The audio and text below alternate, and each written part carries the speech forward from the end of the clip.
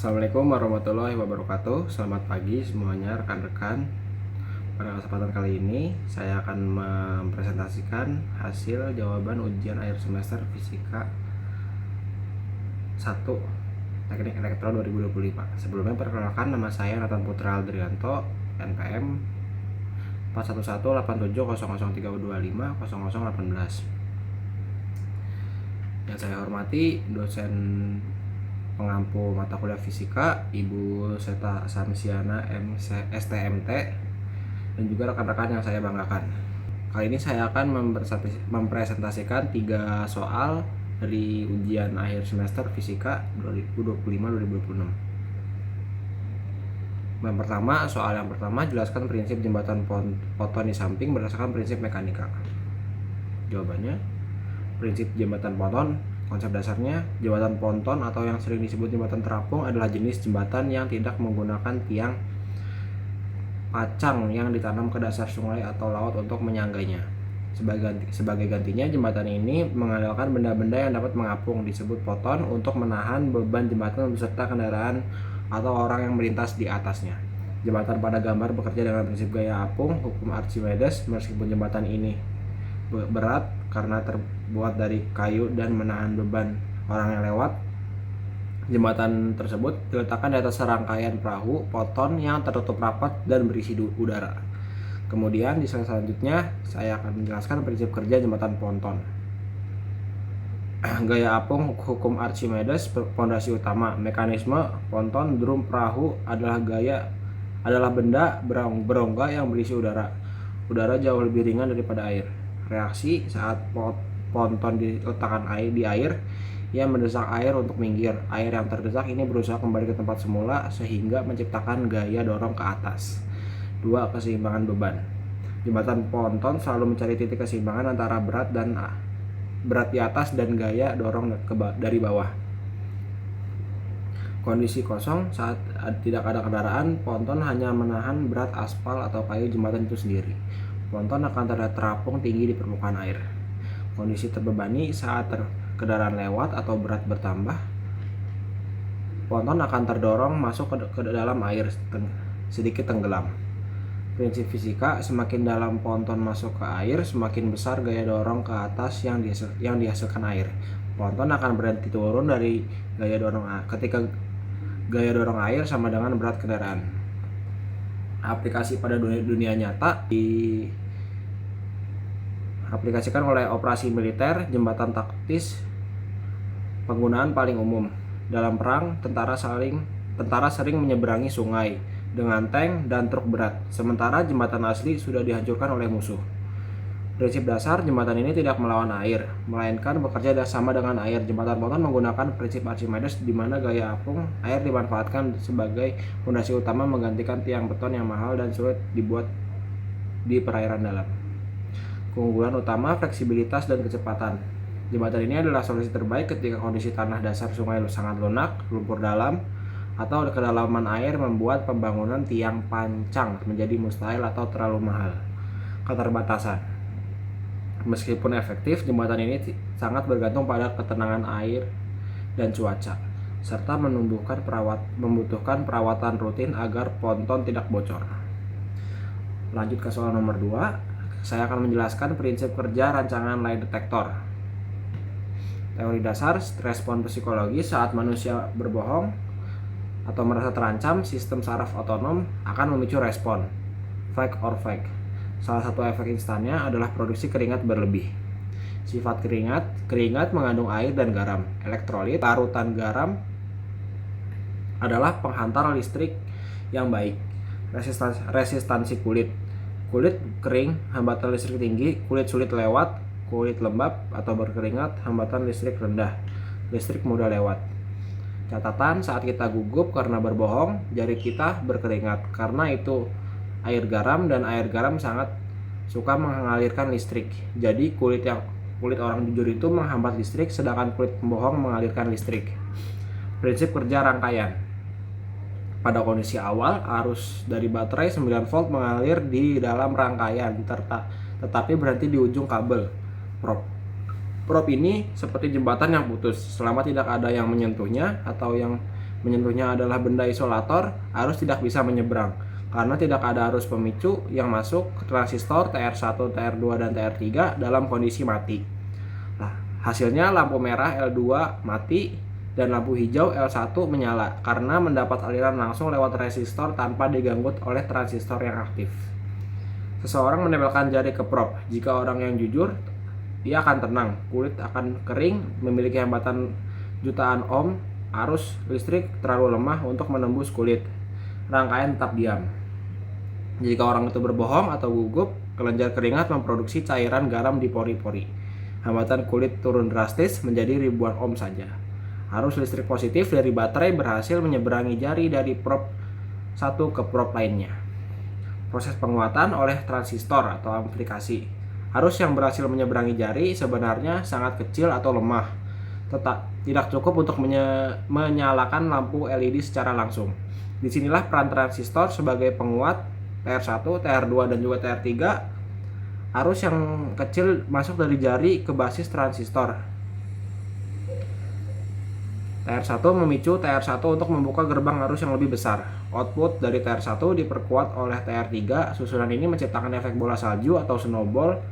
Sentuhan sedikit basah saja memicu aliran listrik yang besar di dalam rangkaian. Prinsip kerja rangkaian. Yang kedua, lanjutan sebelumnya, indikator output atau LED. Karena transistor sekarang sudah aktif dan mengalirkan arus besar, listrik mengalir deras menuju LED merah L2. L2 merah menyala terang sebagai tanda bohong. Kemudian kapasitor C1 berfungsi menjaga nyala lampu agar stabil dan tidak berkedip-kedip cepat ketika kontak jari tidak sempurna. Kesimpulan atau aplikasi penggunaan alat lie detector pada soal ini bekerja dengan memanfaatkan prinsip galvanic skin response yang mendeteksi perubahan resistansi pada kulit manusia. Mekanisme ini membuktikan adanya hubungan terbaik antara kelembapan dan hambatan listrik, di mana semakin tinggi tingkat kelembapan kulit akan sangat akibat keringat, maka hambatan listriknya akan semakin rendah. Penerapan pada dunia nyata ada pada poligraf atau alat uji kebohongan profesional yang dimiliki kepolisian dan intelijen, yang merekam GSR, detak jantung, dan pernapasan secara simultan demi akurasi tinggi. Di bidang kesehatan, teknologi GSR dimanfaatkan oleh psikolog sebagai alat bantu untuk mengukur tingkat stres atau kecemasan pasien pada sesi terapi. Selanjutnya soal nomor 3, jelaskan klasifikasi pengkabelan berdasarkan jenis pemasangan, jenis konstruksi, dan jenis penggunaannya. Klasifikasi pengkabelan berdasarkan jenis pemasangan. Klasifikasi ini membedakan kabel berdasarkan lokasi dan metode penempatannya dalam suatu kelistrikan. Yang pertama ada saluran udara atau overhead lines. Pengkabelan udara adalah sistem pemasangan kabel listrik yang dipasang di atas permukaan tanah dengan bantuan tiang listrik sebagai penyangga. Kabel digantung menggunakan isolator agar tidak bersentuhan langsung dengan tiang dan tetap aman saat dialiri arus listrik. Kabel dipasang menggantung di udara menggunakan penyangga tiang listrik atau menara tower. Biasanya menggunakan bahan aluminium karena lebih ringan, bisa berupa kabel telanjang tanpa isolasi atau kabel berisolasi seperti kabel twist dan pada tiang listrik perumahan.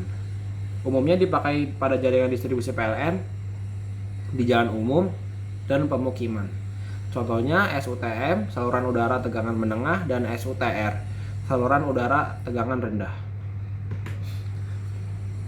Selanjutnya berdasarkan jenis pemasangan, saluran kabel tanah, underground cable. Penjelasan kabel ditanam di dalam tanah, baik secara langsung maupun menggunakan pelindung, pipa atau ducting. Ciri-cirinya memiliki lapisan pelindung yang tebal dan kuat untuk menahan tekanan tanah, kelembapan, dan gangguan fisik. Contohnya seperti kabel NYY atau NYFGBY yang sering digunakan untuk penerangan jalan atau distribusi bawah tanah di kawasan perkotaan. Selanjutnya instalasi dalam gedung, indoor installation. Penjelasannya yaitu kabel yang dipasang di dalam bangunan. Ciri-cirinya biasanya dipasang menempel di dinding, di dalam dinding, atau di atas plafon menggunakan pipa konduit atau rak kabel. Contohnya kabel NYM dan NYA untuk instalasi lampu dan stop kontak rumah. Selanjutnya ada klasifikasi pengkabelan berdasarkan jenis konstruksi. Berdasarkan bahan konduktor, Tembaga memiliki daya hantar listrik yang sangat baik, kuat, namun harganya lebih mahal dan berat. Umum dipakai untuk instalasi rumah dan kabel tanah. Aluminium lebih ringan dan murah, namun daya hantarnya di bawah tembaga. Umum dipakai untuk kabel udara jarak jauh agar tiang penyangga tidak keberatan. Selanjutnya berdasarkan pelindung, kabel telanjang berkonduktor tidak memiliki lapisan pelindung sama sekali.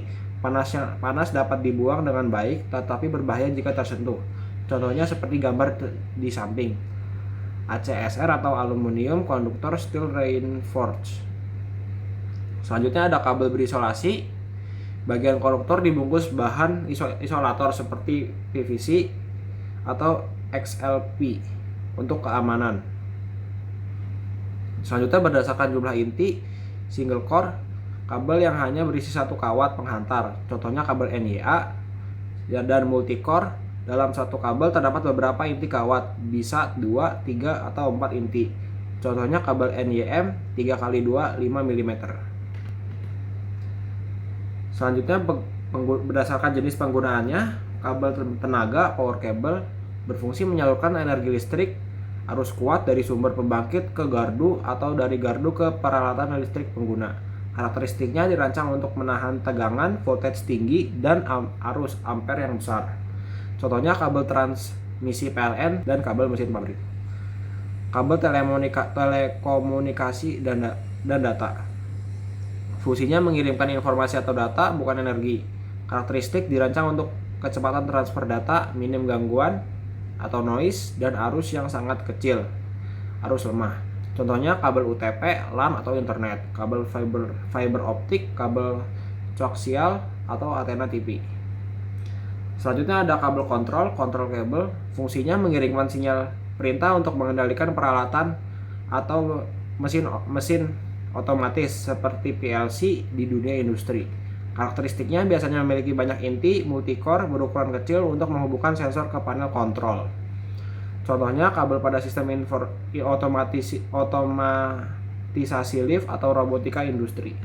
Selanjutnya kesimpulan, klasifikasi pengkabelan memang memegang peranan vital dalam perancangan sistem kelistrikan, karena tidak ada satu jenis kabel yang dapat memenuhi seluruh kebutuhan operasional secara universal. Pemilihan kabel yang tepat harus didasarkan pada analisis menyeluruh terhadap 3 aspek utama, yaitu jenis pemasangan yang disesuaikan dengan lingkungan instalasi, jenis konstruksi yang menentukan material serta ketahanan fisik, dan jenis penggunaan yang membedakan fungsi penyaluran tenaga atau data.